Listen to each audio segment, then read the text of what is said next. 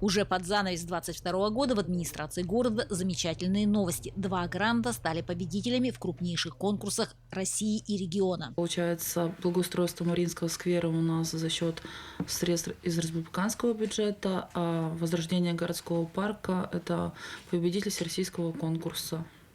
2 крупные точки – Алекминска, городской парк и Мариинский сквер – должны преобразиться. Благоустройство, в частности, покрытий, установка детских, спортивных элементов.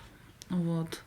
В городском парке у нас планируется очень много изменений в плане спортивных зон, скейт-парка для детей.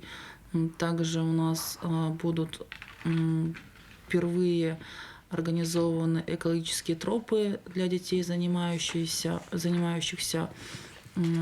по линии развития по экологии.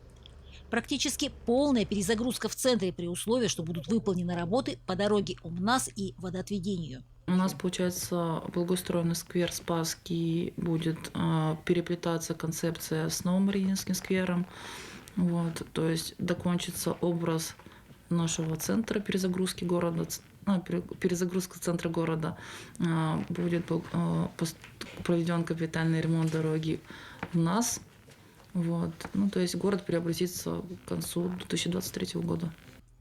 Алекминск в списке городов, для которого разработан дизайн-код. Оформление рассчитано на несколько лет и обещает стать оригинальным.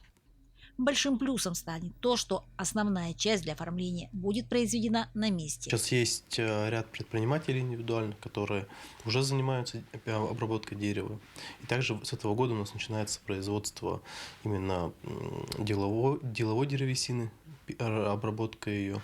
И также вот новый наш индивидуальный предприниматель, это Лекмостройсервис, они планируют начать именно большое производство. То есть это и шлакоблоки, и специальные хорошие материалы из дерева для внешней отделки зданий и помещений внутри. Елена Фаст, Максим Копылов, Алекминск.